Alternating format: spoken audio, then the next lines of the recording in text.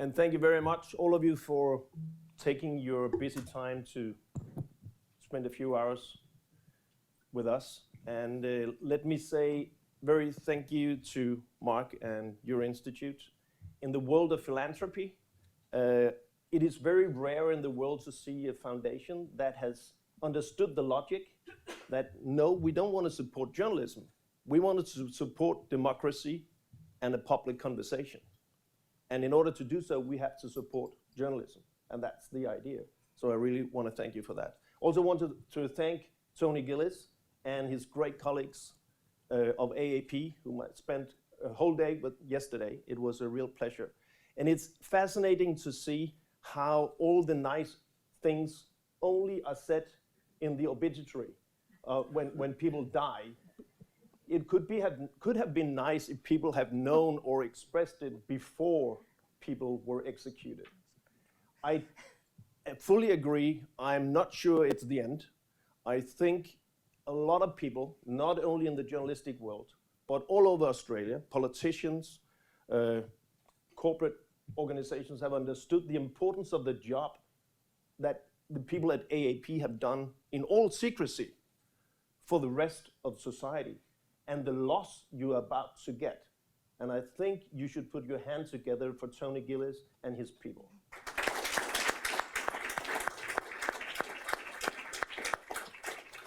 Let me warn you that this will not be a normal talk when us news people we are together. Normally, we are gathered to talk about further digitalization, how to be faster, how to reorganize into a multimedia newsroom, how to increase productivity, work smarter, as we managers call it, not harder, which is a lie. I will not talk about how to edit on an iPhone, and I will not even talk about who killed AAP, which I can see you all discuss a lot. This morning, we will talk only about the little thing about the meaning of journalism, of us going to work every day, why we're here, on how to help save journalism in order to save democracy. That's all. I'll try to address two very unpleasant questions. One, is journalism really part of the problem of the trust meltdown in society? Are we not only victims of change, but also partly to blame for the crisis, both in media and democracy? Not really, huh? It's not our fault, or is it? Just a little. And the other question, if we might be a part of the problem, how can we be sure ourselves and express it to others? We have to be part of the solution too. Without independent, trustworthy journalism, society and democracy doesn't work. Who else should tell people in Australia about the important things? Control power, inspire people to ideas about what to do about the essential problems. Interest groups? Should it be Facebook? They do a lot of good and a lot of bad, but they don't really care a lot about what's going on in Canberra or Cairns or other places around this country. Should it be banks or politicians? So we are here, journalists, we have an essential role to play. And we need to find a way where people will spend their time on what we're doing. Because if they don't want to spend that time, it's because they don't think what we do is meaningful. And that's what I want to talk a little about. Let me be honest, I was about not to come. Because when I told my friends and family and colleagues I was about to go to Australia, I said, "You gotta be kidding! It's dying, you burned to death. It's all over." There was people sharing this picture on social media. Beautiful picture. People claimed it was from a NASA satellite. It turned out not to be so, but at that point, leading politicians from the European Parliament had sent it on their tweet saying, "Disaster is beautiful. Climate change is coming. We have to do something like that." So this is a fake news, right? It's beautiful, but it's fake. Australia didn't look like that. It was severe, but not everything burned. But then the fires went out, and then people said, don't go, you drown. It's everywhere. This is Australia. And coming down here, I really regret it. I'm so happy I have a return flight ticket out. This is a scary place, and I love this. Have you seen what that? We're here for you. Really?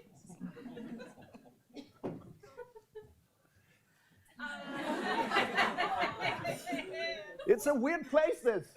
I tell you that. I've been driving around for 2 weeks with my wife sitting there, and fantastic country. Beautiful, so nice people, so a varied nature. And this was what we saw out there. Dark, burned trees, and the most green spring-like thing I've ever seen.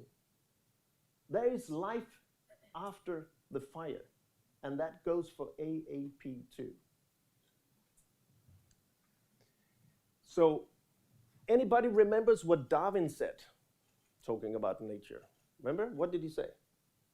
Anyone? Oh, survival of the fittest. No, that was Spencer. But if I ask people in Denmark, they will translate survival of the fittest into the strongest survives, right? That was not his point, but we all think so. That fittest is something to do with fitness centers, right? It was not. His idea was something different. His lesson was that the fittest was the species most adaptive to change. And that's a lesson for us in journalism. So what is changing? What has changed? This story is one of the most scary stories I've ever read in my life in journalism. It was a story from Washington Post about a giant fitness chain all over the United States banning the use of news in fitness change based on the argument it doesn't relate to a healthy lifestyle to watch news. Is that crazy or what? Why is that interesting? We have all been brought up thinking that following news is the essence of being a decent citizen, knowing what's going on, being curious about other people, other places, not only about yourself. Now it has become socially acceptable to say, I don't care anymore. I have stopped following it, right?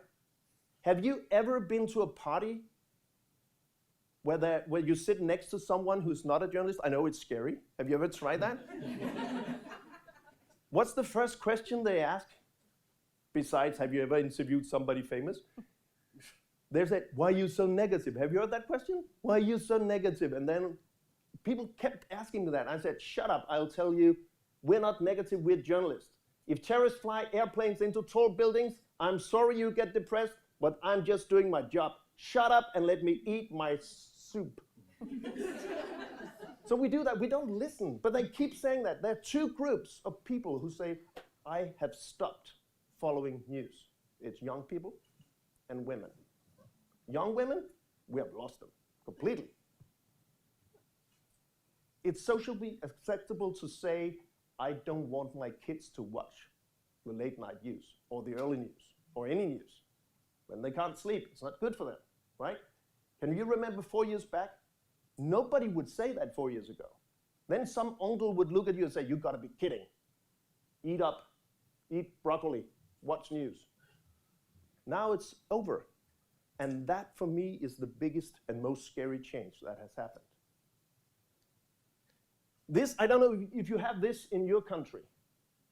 This is a survey coming out every year about trust in different professions. I hate that day because I'm married to a doctor.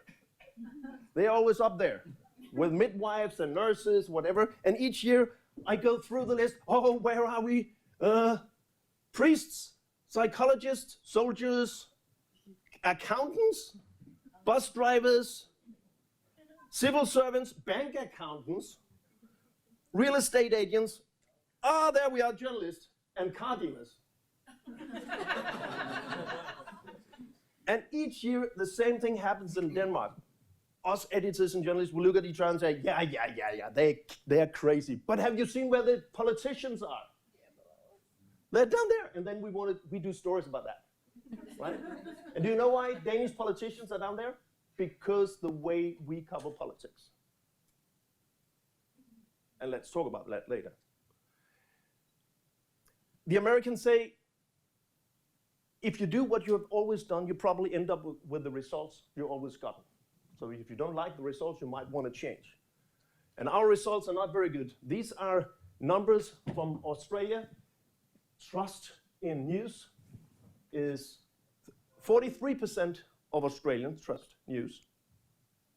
You can do the math, right? 32% trust journalists.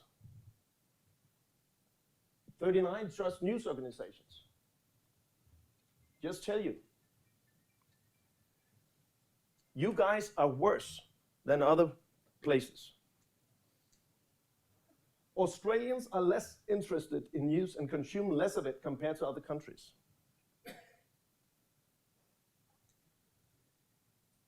In comparison, you guys are the lightest news consumers out of 38 countries. Use fewer sources to access news, are less interested in news and politics, are more likely to subscribe to Netflix than news, are less likely to check the accuracy of the story. This is coming out of Oxford University, the Center for the Institute for the Studies of Journalism, and the annual report. And talking about, there's an expression in Denmark, and I will tell you now, you can't translate it into English, but it will stick with you forever.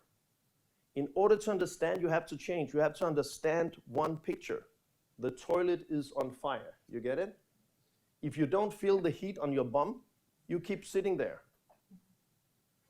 So the toilet is on fire picture. What is happening to AAP is the biggest reminder what's going wrong, what can happen to us, why people don't want to pay for what we are doing.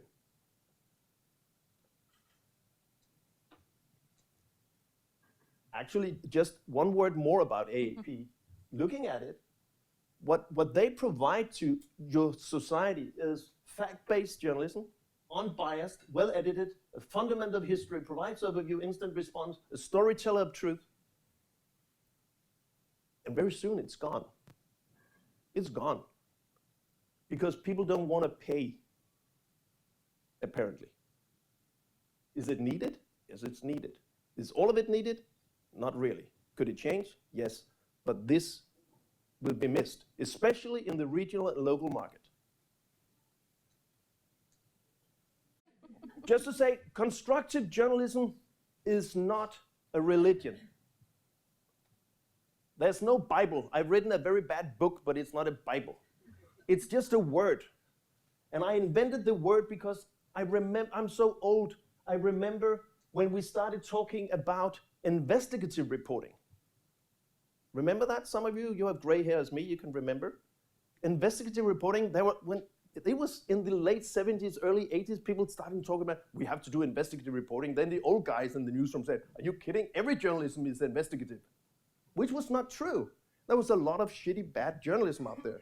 So we have to come up with a vocabulary of better journalism. We called it investigative, and because we could talk about it, then we could invent new ways of interviewing, new ways of getting data, new ways of getting documents, all that.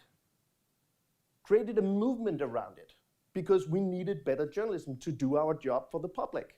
Same thing with constructive journalism. It's a word, it's a vocabulary, because we need to find a way of talking about what's missing. And by the way, constructive journalism is not in opposition to investigative journalism. Having or intended to have a useful and beneficial purpose, that's constructive. Who can be against that, I thought. It turned out a lot could be. A lot of skepticism. What are you talking about? Do you have a brain tumor? Are you opposed to critical investigative journalism? Should we stop controlling power? Is this some kind of North Korean version of journalism? Positive, fluffy, happy-go-lucky news. No, that's not what we need.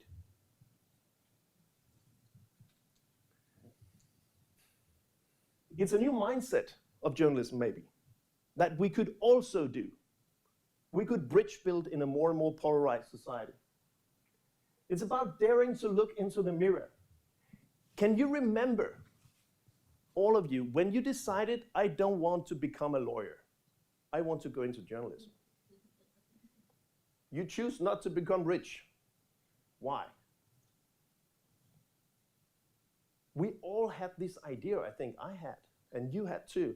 We wanted to go into journalism because it was exciting. You could tell important stories to people so they could learn more about things, and you actually had the feeling you wanted to do something good. That was my idea. I wanted to do good for society. Tell important stories, have a great life at the same time. That was the vision. Then I went into journalism school. Then it started. I was faced with a teacher. He had actually had a job in journalism, which was not always the case.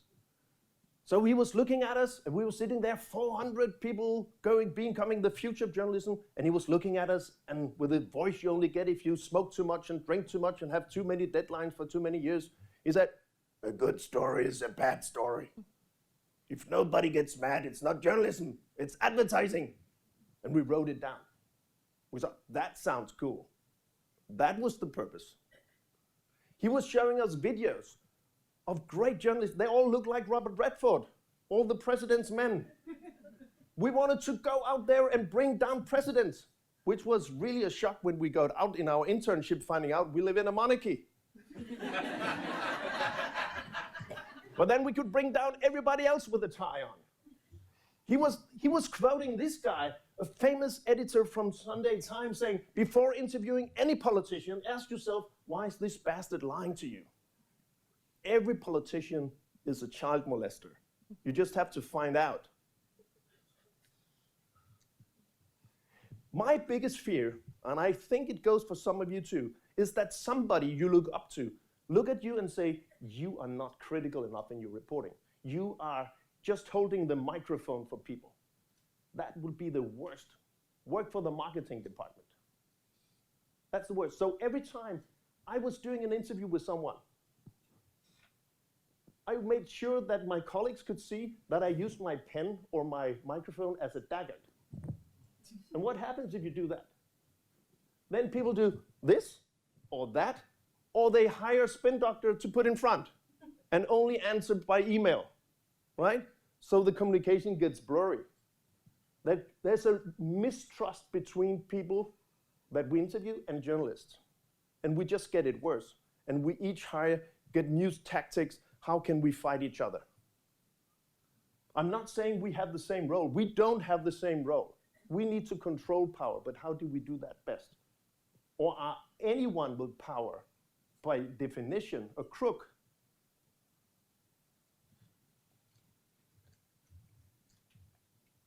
Who do we seek praise for? And that's what actually creates culture. People we look up to, what do they want? And we try to adapt to that. The teacher, the copy editor that puts our story in the paper, what does it take to come up to be on the front page? What does it take to get appraisal from the cool reporter who had a real job and won a prize in 1976? How do we get praise from the boss or other journalists in other media who quote our stories? What does it take? That creates culture. And the journalists sitting in the committees giving out awards. I won the Pulitzer in Denmark.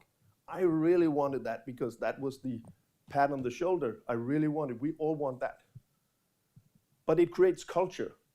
You get what you praise in a news environment and anywhere else. This is really slow. When I talk to journalism students around the world, I still hear people say, we learned that the goal of journalism is to be critical. The goal of journalism is to give people the best obtainable version of the truth in order for people to make up their own mind and know about each other, not about only people who look like themselves. That's the purpose of journalism. And in order to do that, you need to be critical. Don't trust anything until you have documented it. But that means being critical is the most important tool. It's not the goal in itself. And we have mixed it up in our culture. I also hear journalism students around the world, they fail their papers when they send in articles that are not angled on a conflict. They're being asked to find the conflict before they understand what they're talking about. We look for conflict. We're trained to do that. Find the conflict. That's what journalism is. We have to understand that more than anything, journalism is a filter between reality and public perception of reality. And what does that mean? It means that perception is reality. People make decisions not based on what is reality, but what they think is the reality. You know that from marketing. Supermarkets in Australia don't care if they have the lowest prices. Their marketing campaign is try to persuade you to think they do, right? Same thing in journalism. Fox News, there's still 40% of Americans who trust the slogan. Fair and balanced. In Britain, they just had a vote on Brexit based on stupid slogans. We want our country back. Who stole it? But it's a perception thing. Politics is a matter of perception, like marketing. Who's the most green, right? Is it really so that we have a tendency in our culture, in order to get appraisal and get the clicks and the views, that we focus on what is extreme, what is dramatic, and what is full of conflict, and we ignore the other thing. And because we focus on that, that's what people think is reality. We focus so much on the extreme that people think that the extreme is normality. Is that so? And what's the consequence of that? Little story. One of my good friends, he's a photographer. He went into Syria, and he was being caught by a gang, and he was being sold by this gang to another gang that turned out to be ISIS. And ISIS put him in a hostage jail inside Syria, in Raqqa. And he was there with other hostages from around the world for more than a year, being tortured almost every day. Seeing his friends being beheaded, and that was put on YouTube. Why was it put on YouTube? Because these terrorists, they did what all terrorists do. They do things that talk into our news criteria.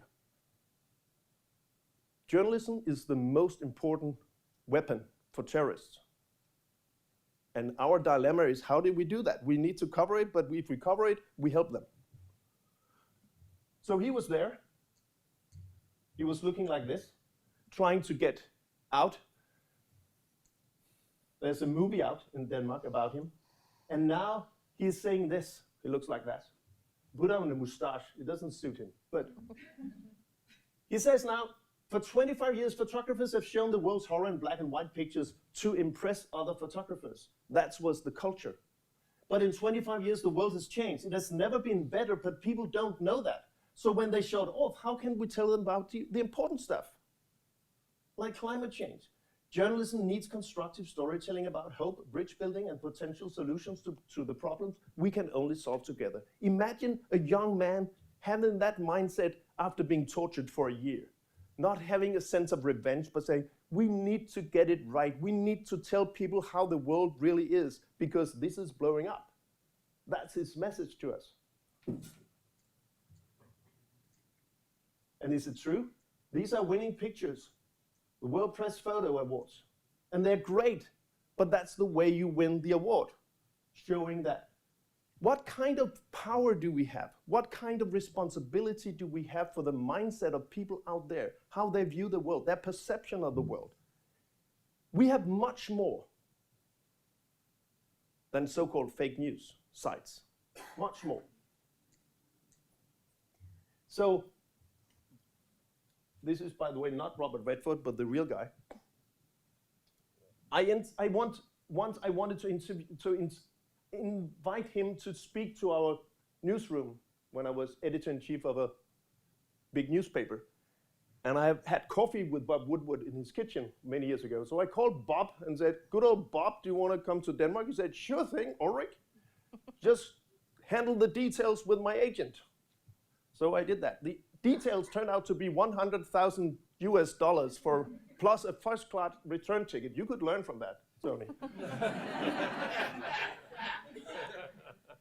So even at that time when we printed our money ourselves, I thought, hey, maybe that's a little over. So what was a constructive idea? The constructive ideas was, what about the other guy? He's not so smart. So maybe he's cheaper. It turned out to be. So Carl Bernstein came.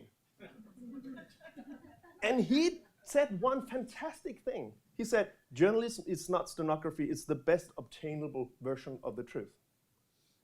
And my moment of truth, the moment I realized something wrong, was an evening I came home from work on a Friday. You know, Fridays, a bit late as usual, but you come home. And it'll be a fantastic weekend, and their family's sitting there, everything is nice, and the children are clean, and there's red wine in the glass, and jelly in the jar, and a good movie later. What will happen later? It was fantastic. Weekend! But first we have to watch the news, because that's what decent citizens do. And I'd had my job for a year as in charge of DR news, meaning TV news, online news, and radio news. So this was my prime news show. So this was the filtering of reality, the best obtainable version of the truth to the Danish public about Denmark and the world today. And it went like this. Welcome to TV-avisen. There's a terror threat against Denmark. Shooting incident in Copenhagen. New regional trains not delivered on time. They're from Italy. What did they expect? Serbia cancels the danger to young girls. Strike among bus drivers continues. There's a woman abducted and abused in a cottage in Sweden. We have the pictures of the cottage. Crisis in the Social Democratic Party. Old man runs for president in the United States in a crisis. Court case about an airplane accident begins. There was a few hundred dead in that. We have the pictures. Suppressed North Korean works out, and now we have the uplifting story. You can see it before the weather. A giant mechanical spider creates fear in Liverpool. And finally, the weather forecast, the rain continues. Have a nice evening. It was like that. And I thought, what's wrong? What's wrong with that? And I went back and I looked at it and I said, none of the stories was wrong. They were all well told. It had great footage. It all fitted into our criteria. It all fitted into our concept of news. But was that the consequence, the result of our ambition of doing good for society and give people a best obtainable version of the truth? Or was it the result of our culture that a good story is a bad story? We want to get the attention of people. We want to tell them it's bad here, it's also bad there, there's a fallen tree there, and there's a spider there, and watch out, and look here, click here, come on. What was it? There I realized we need to do something, despite the fact it's not wrong. This is interesting. How do you people in this beautiful country, with the most blessed nature, and a little extreme to some time, how do you filter the world every day? When I read that in Brisbane, I didn't want to fly down here.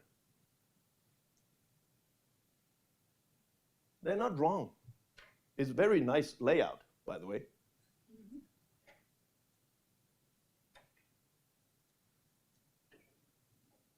This is the most stupid story I think I've read in my life. Do you know that story? It's really stupid. You look at it, there's one guy, he makes a living out of cleaning people's homes. And he said, oh, it's very bad and very scary. A lot of more people should have cleaned their homes by me. It's the only source in the story. But it's an excuse to do that stupid story, scaring people in Australia. Why? Because we are there for you. No way. Let's be more serious. ABC News, public service. How do they filter the world? And remember, a lot of young people, especially, more and more people, they don't get their news on the news. It's only for old people. On TV, right? You don't watch it at night, do you? You see it online. Yeah, you see it online. Do you know what you get? You get this. All the ones with the red circle about is depressing.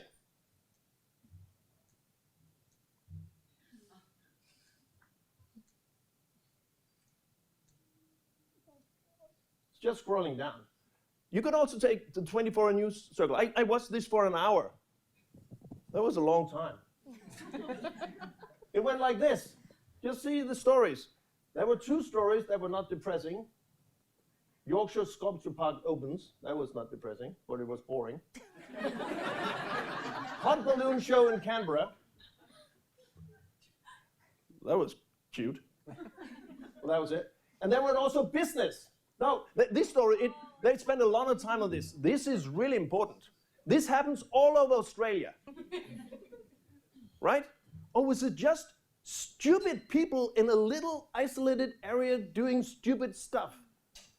Yeah, cover it. But is it worth 8 minutes? You have all watched it, right? Why? Because it's fun, right? But is it news? Or is it just stupid?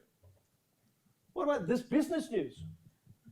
I know there's coronavirus and we should cover it. And that's the dilemma, just like terrorism. How do we do that in order to make the panic more severe than the pandemic? And that's what's happening right now.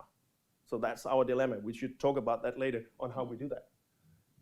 Just to say that even public service organizations around the world do this. They get their money anyway. What does this come from? This is the message to Reuters, from Reuters when he started his news bureau, sending out to the people around the world who he wanted to pay to get information, so-called news, so he could sell that further. What is news? So he said, please cover. It was not a real email in 1883, I can tell you. But the wording is right. Please cover the following: fires, explosions, floods, inundations, railway accident, destructive storms. You can read yourself. It goes on and on and on. That's news. Or what?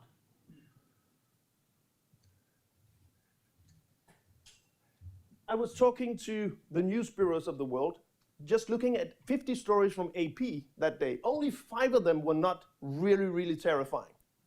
One of them being Dalai Lama had not died, despite the fact we told that 5 minutes ago. That was one of the stories.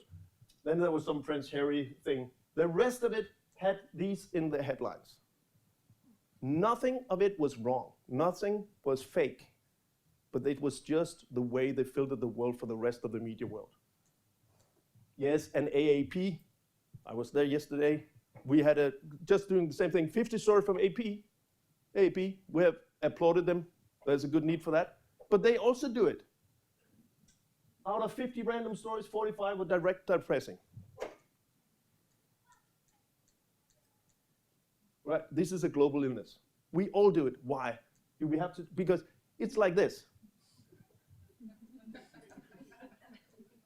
Fake news is not the real problem. It is a problem, but news is the problem. We live in an attention war where we try. Your newsroom doesn't do it, but every other newsroom in the world has this strategy. Try to give people more news, louder stories, more breaking, more yellow, more sharper headlines, faster deadlines. On more platform, now we have to do Snapchat news as well, with fewer people and less money. If you were in McKinsey, you wouldn't say, this looks like a winning strategy. But it's not. It's really not. But we don't have time to think because we have deadlines all the time. People look at it, and consultants who don't have the pressure of doing stories all the time is looking around the world saying negativities and illness caused by even serious newspapers, magazines, at least not TV news broadcasters, all over the world. The problem is not that the numbers are wrong. The problem is that the picture gets wrong. Psychologists look at this. What does it do to people out there? Apathy or fear is the result, they say. The risk is that people only deselect media sources for news, but also that they disengage in the public debate. And that was not why we went into journalism, to disengage people and create fear and apathy. But we are doing that. Should we change? Yes. People are overwhelmed. People don't need more news. They need better. They need somebody to clean up the mess, somebody to trust. An authority. How do you become an authority in the world? You become an authority if you know what you're talking about. And if you put public good above your own self-interest. People don't think we do that. They don't think we know what we're talking about. And especially in TV, for years, we assigned general reporters who just looked good. They didn't know anything, but they were just there, right? And people don't think we do anything but try to make money on their attention, or try to persuade them to think like we do. That's not how you build authority. That's how you dig your own grave. Again, of the millions of people turning back on news, 48% of say, I don't want to follow it anymore because I get depressed. 37% say, I don't trust it. I don't feel there's anything to do about it, is number 3. This is actually scary. This is a giant survey from Ipsos Mori about the difference between perception and the facts. The perception of reality and the facts. The facts are the light blue, perception are the dark blue. Look at France. France, they have 8% Muslim in France, but the French people think that almost 1 out of 3 are Muslim in France. If you don't know any Muslim people, but the only Muslim people you have seen is on TV where some extremists kill Charlie Hebdo and the rest of us, who will you vote for in an election? Look at Australia. 2% at the time when they counted Muslim people. But stupid Australians think that 18% of people in Australia are now Muslim. Where does that come from? You, or what? Let's look at another thing. And when we talk about panic and coronavirus and economy, this is very important. People make decisions on economy based on what they think are the prospects. Should I take an education? Do I dare to buy a car? Do I dare to travel? Perception. Look at Italy, 12% unemployment rate in Italy, which is very high even for Europe. But the stupid Italians, infected by Silvio Berlusconi, journalism, both the public and private sector, think that the unemployment rate is 49. If you think that half of your population can't find a decent work, you have lost all confidence in the system, in the government. So any standard comedian in Italy who wants for prime minister will get elected. Anything but who we have. We don't trust the old guys. We want the new ones in, and then we don't trust them and out with them again. It's complete chaos, and coronavirus is not making it better. Look at United States. In November 2016, where there was a presidential election, the unemployment rate in United States fell to a record low of 4.9%. The economy was booming, was going like this. For 9 years, it was improving like this. But people didn't know that. They thought the unemployment rate in United States was 32. If you think the unemployment rate in your country is 32, and you have a presidential election, do you want to vote for her saying, I want to do the same thing as my husband, besides the intern part? Or do you want to vote for the guy saying the Muslim is taking everything, everything is falling apart, let's build a wall? Who do you vote for? Perception is reality.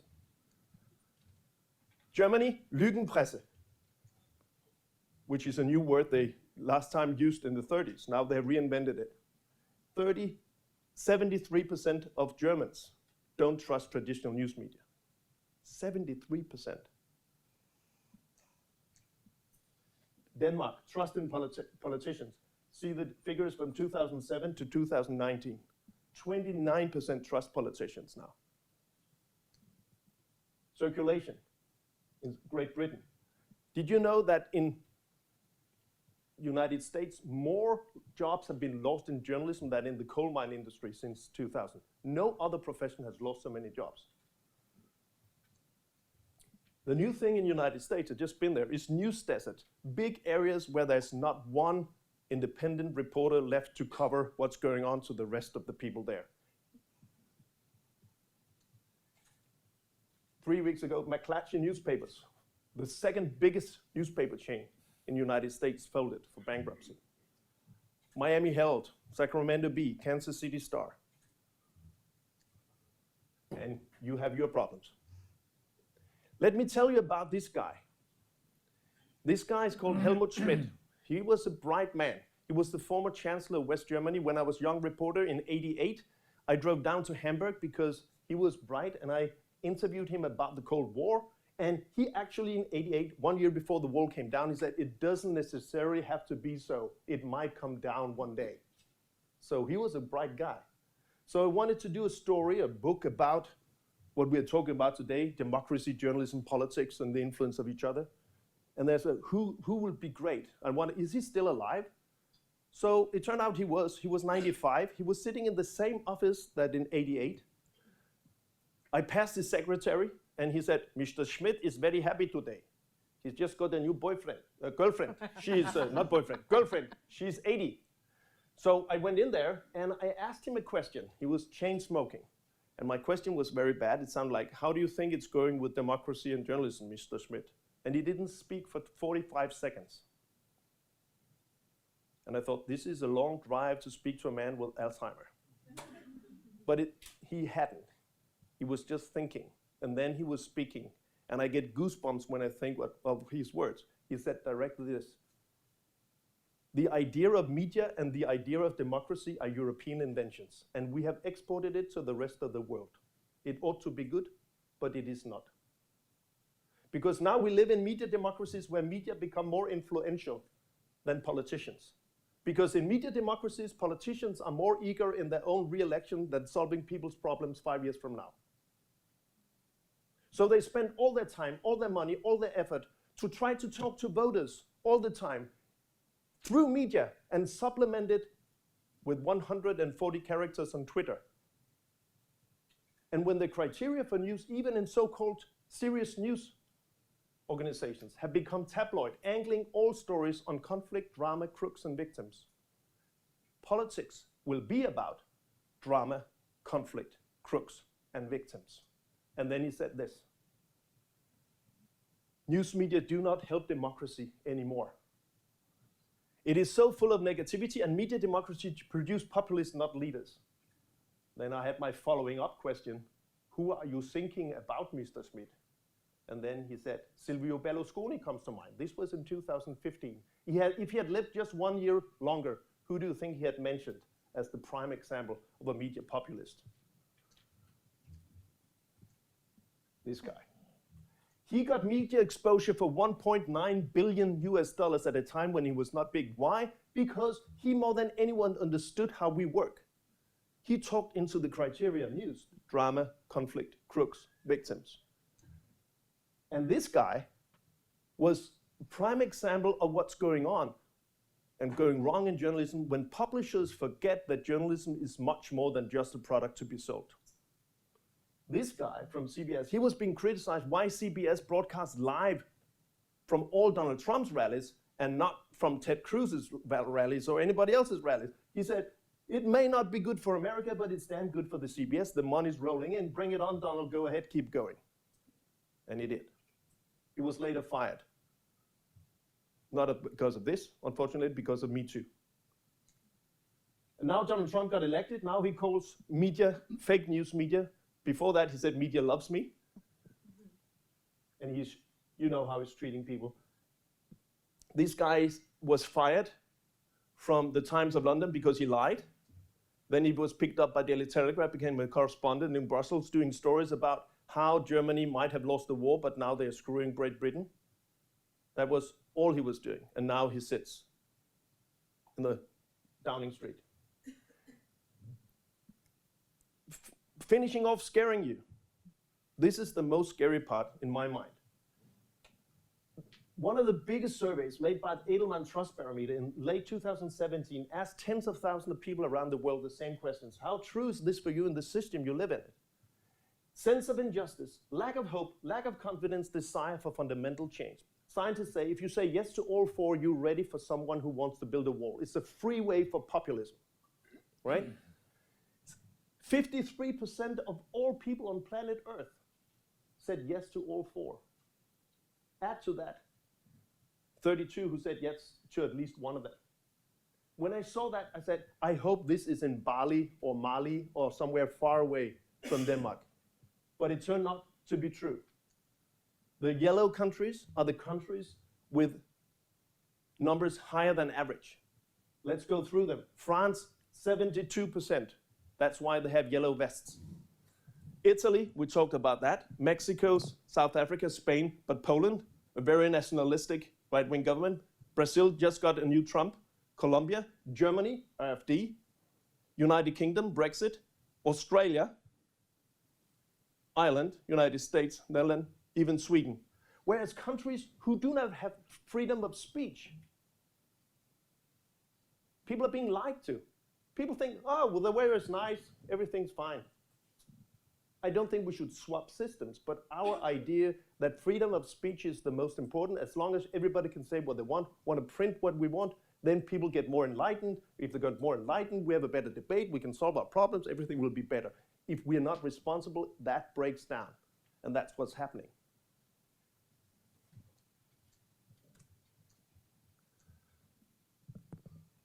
Good colleague from The Guardian, he puts it like this: news journalism has become the art of finding clouds on a sunny day, like an old man in the pub grumbling about how the world has gone to hell. I avoid those people, and that's what our audiences are doing too. Let me play, finally, this video, made by a woman who sent it to me. She's from Britain. She was telling me in the email she was selling perfume in a little town. She had a habit of waking up in the middle of night when she was frustrated about men or boys or whatever, the weather, whatever, and she was so frustrated. And then she was writing poems. And one night she was so frustrated with the British press and international press that she sat down in the middle of the night, wrote a poem, showed it to her boyfriend in the morning. He said, Jesus, that's long. But what if we turn it into a rap? So they turned it into a rap, and they put music under it, put it on YouTube, and nothing happened, because how can you find it in the ocean of everything out there? She sent it to me because she's heard I shared her frustration, and I was even responsible. So when I watched that in the middle of the newsroom, that's when I decided, yes, I wanted to do a Constructive Institute thing. My idea was, until that moment, that I wanted to be the chairman, and then I would hire somebody. But then I watched this. The purpose of the news is to engage and inform, empower people to bring about reform, but their words are being lost by the noise of the storm. We hear about disaster, murder, conflict, and violence, and after a while this becomes white noise, like silence. Because when there's a bias for the negative, we lose becoming sensitive, and instead we become emotionally dead. You see, this negativity has been shown to be destructively informing me, dividing me from society by creating this fear and anxiety. For many, they watch helplessly as if we're damned to be. But that's not the only story of the fate of our humanity. Let's hear about progress, acknowledge solutions. This excess of negativity, it's like mental pollution. When we do see good news, it's misrepresented. We hear cats being saved from trees and the conversation is ended, saved instead for an "and finally." But finally, these stories of possibility are being shown to be a vital story for society. We need to learn about how problems are being solved, issues resolved, for the sake of our souls. Not for ignorant bliss, but because we are better than this. We don't need sugarcoating or positive spins. Again, that's a cynical view that this conversation underpins. And don't get it confused with entertainment, PR, or fluff. Enough is enough. It's rigorous journalism reporting on progress, reporting on problems, but not ignoring success. We publicize failure, corruption, and shame, but when it comes to human potential, it's not treated the same, and the hypocrisy is killing me. Are you kidding me? They point the finger at every other industry, but leave them be. As this excess of negativity increases in velocity, atrocity, chasing more controversy. But where is the nobility in preying on morbid curiosity? I feel cheated, defeated by newspapers' allegiance to profits and clickbaits, regardless of if it generates hate and drums up the nation into a fearful state. Some people find it too much to take, and then the stories become lost because people switch off. But if we want a nation that's engaged and informed, it's time to reform. Make a new norm, empower, inspire, help us achieve higher. Report the good in other people, not just replay their evil. If we witness the unbelievable, it makes it more achievable. A solution seems more feasible. The only option now is to freeze or fall. After all, the truth of the world includes the good and the bad, the happy and the sad. So why would you just tell one half of the story? It leaves us in mourning, unable to see that the new day is dawning. The power lies in us becoming aware, to ensure they take more care about the stories they tell when they look at the world out there. And why should we care? Because the truth is, the news is an organization that's intrusive of our minds, and it's a matter of time before their words become our thoughts, shaping our opinions more and more. So what we're asking for, as I've said before, is rigorous journalism reporting on progress, reporting on problems but not ignoring success. It may sound idealistic, it's been labelled naive, but let me assure you this is not an ignorant plea. The research says it's obvious, and to ignore it is preposterous. So it's time for the consumers to take a stand, because the industry will listen to us.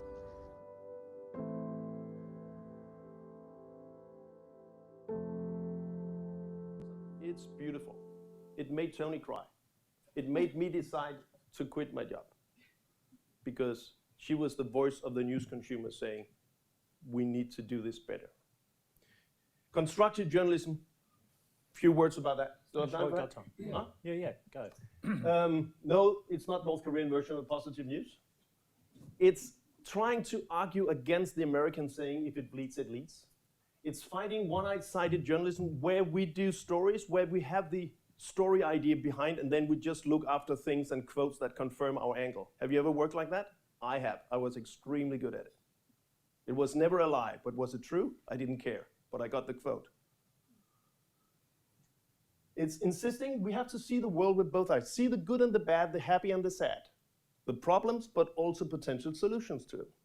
And we haven't really been doing that. Journalism is a feedback mechanism that helps society self-correct. What does that mean? It means two things. We have to document wrongdoings and problems in society.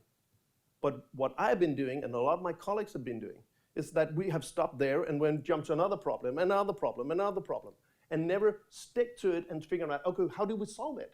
Not that we should decide how to solve it, but finding examples on what to do it.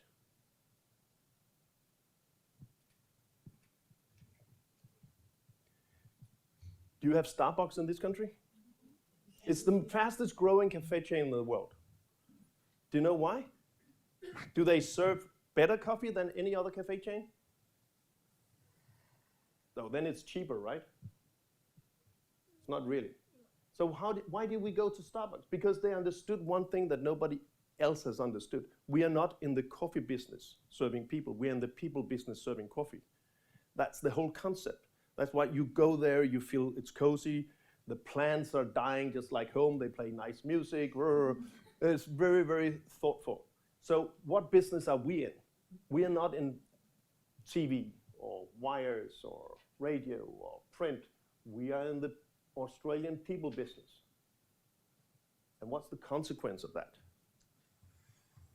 It's difficult to rethink. Would you try to do this, just to lighten you up a bit? Would you do this test figuring out how to fold your hands? Then you can hope I will finish soon, right? If you do this task, how many end up solving this problem called fold your hands, end up having your left thumb on top? You can take your hands apart and raise your arm. Left thumb and right thumb, completely half of the room. Isn't that funny? It has nothing to do whether you're left-handed or right-handed. It's a matter of habits. You create habits and you don't notice it.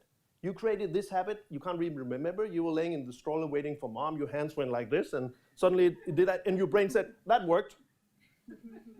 Now I don't have to think about that anymore. I can concentrate on something new. So the brain loves habits. Try to do what the other people are doing. You have to take them apart and then put them back together. Right? You never do that. And you will never do it the rest of your life because it's so difficult to change habits. Try to do this. You too. Try to do the opposite. Come on. Yeah, it's difficult to change habits, but that's what we have to do now. And we should talk about that. That's why we built this institute, placed at a university in Aarhus. We try to be the little canoe there in the flood of change, try to survive, figuring out how do we get down. We have a completely crazy goal. We want to change the global news culture in 5 years. And then we can go on saying every year we say we want to do it in 5 years. But it sounds good. We want to reinstall trust in journalism and help news media become more meaningful. We do it in 3 ways: new knowledge, working with scientists, create new educational material, project new concepts, and share it. New inspiration with conferences, global prizes, seminars, keynotes. And we have a fellowship program where we bring some of the best brains in journalism, editors, reporters, to Aarhus for 6 or 12 months, where they get access to all knowledge at the university and get an education in constructive storytelling, get time to think, which is for many of us the first time in many years we've had time to think. We are powered by philanthropy.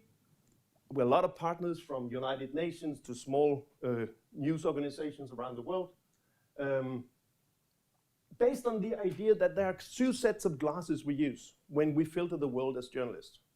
One is what we call breaking news. When I was young, it was just called news. But same thing. It's about telling people about things that had happened as fast as technology allows you. When I was an intern, it was with the speed of small boys in shorts. Now, it's now, right? As news is unfolding. Same thing. The goal is as fast as possible. We ask the question, what happened? When did it happen? How much does it cost?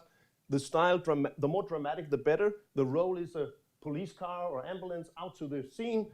And we angle on the drama and the conflict. The more, the better, right? And that's good. That's what AP does better than anyone I've ever seen. Then there's the other thing, investigative reporting. That's where we get our identity from. That's the great journalism that controls power, dig beneath the surface, long-time project because it takes time. A lot of newsroom cut down on that and place the resources to the other one because now we have to do Snapchat news as well. But what is investigative journalism in essence? It's always about yesterday, right?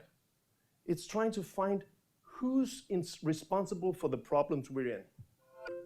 Who did it? Why did it happen? We are critical in our approach to it. We play the role of a prosecutor or sometimes even a judge because we know best, and we angle on the crook and the victim. If that's true, that's the two sets of glasses we put on in journalism, in news. I don't talk about travel section or anything, I talk about news. Then what's the result? The result is that we discuss this in the public debate and in politics. What's happened now? Who's to blame? And what did Helmut Schmidt say? He talked about that we angle all our stories on drama and conflict, crooks and victims. What's the essence of politics? What's the focus of politics, or should be? It's about tomorrow. Here comes the secret. It must not leave this room. The secret is politics doesn't fit into our news criteria. I don't care about your idea. I don't want to hear your vision or your ideology or your plans or your dreams, whatever. If you say you have an idea, you want to change something, then my instinct is I will ask you before we start the interview on TV, let me show you a clip with an interview of you 4 years ago. Can we agree that you said something different? Yes, you get smart. Does that mean that you lied then? That's my instinct. And I invited you into the studio as well. You come from a different political party because then we are not biased. We balance it. So we take two extremes and we start asking you, you have hated her for 25 years and I know that. So what do you think about her idea? And you will say, that's a damn stupid idea. So now you also have to speak. What do you say to the fact that she just called you stupid? That's my instinct. And then after 3 minutes, the news anchor will interrupt and say, well, you won't agree tonight, but the debate will go on. Thank you for coming. Have a nice evening, right? And then they go back to each their spin doctor, a former journalist, who will tell them, you have to hit first. Next time you have to. And out there, the question they ask themselves is, who won? Blue corner, red corner. Nobody cares. What was the idea? What was the problem you wanted to address? I know it's a little blurry, but that's my instinct. That's how I've been trained. That's how our culture is. We don't care, and that's what we have to change. Not to say that this is wrong. This is good for journalism. This is good for the public if we don't exaggerate, if we do our job right. But we have to add to it, which is what we call constructive journalism. Constructive journalism is insisting on building on that, saying there's journalism about tomorrow. How can we take a picture about tomorrow? Maybe we can because we find inspirational examples in New Zealand or in Netherlands or somebody. If we have a problem here, what did they do there to solve it? If you have a problem in Melbourne, what did they do in Canberra to solve it that they can learn from? That kind of journalism. Asking questions that none of us have learned in journalism school is called now what and how. Now what and how points to the future. I was not taught those were journalistic questions, but they are. Being curious, that can we play a role where we facilitate debates about potential solutions to problems facing all of us? And can we angle on potential solutions and best practice examples? That's what constructive journalism is about. Now what and how? And just to say, because there will always be skeptical people in the room, especially people who are very good at investigative journalism, saying, is this an attack on investigative journalism? No, it's not. Constructive journalism is just as important for society as investigative reporting. It finishes the circle of investigative reporting. Like this. Describe the problem, document it, ask now what and how, potential solutions to the problem, ask critical questions to the potential solution also. Ask for documentation. Is this solution scalable? Or is it, if it only fits in that little neighborhood outside Melbourne, maybe it's not a big story for the rest of Australia. It's just a nice, funny story, but it can be scaled. The leader of the biggest investigative newsroom in the world, Matt Thompson of Center for Investigative Journalism, talking about how we have done wrong in journalism, also investigative journalism, and why we need to put focus also on the potential solution. Follow the story all the way through, as he's calling it. Constructive journalism is that. It is not all that. You can see that in the brochures. So we do workshops. We just did one with AAP, done one with the Times of London, all the newsroom over 2 days. And after that, the editors say this: constructive journalism is one way in which trust in mainstream media can be restored by adding one more element to the mix. What now? Many of us have become immune to the relentlessly negative slant of much of our news coverage. Just the day after, they actually changed the way they perceive the world. A story that terror threat has reduced to lowest level in 2014, they would not have done that story before. Is that important? It is very important. With a workshop British News Agency, we'll do one at The Guardian. We do, and we can talk more about that if you're interested, we do democratic boot camps for politicians, public debates with politicians, editors, journalists covering politics, and bring them together with audience, telling the audience, you decide. If you click on, if you applaud the politician who come with this attack on somebody else with a quote that he has not invented himself, but some spin doctor gave him, if you applaud that, I can tell you there will be more of that. If you applaud a politician and say,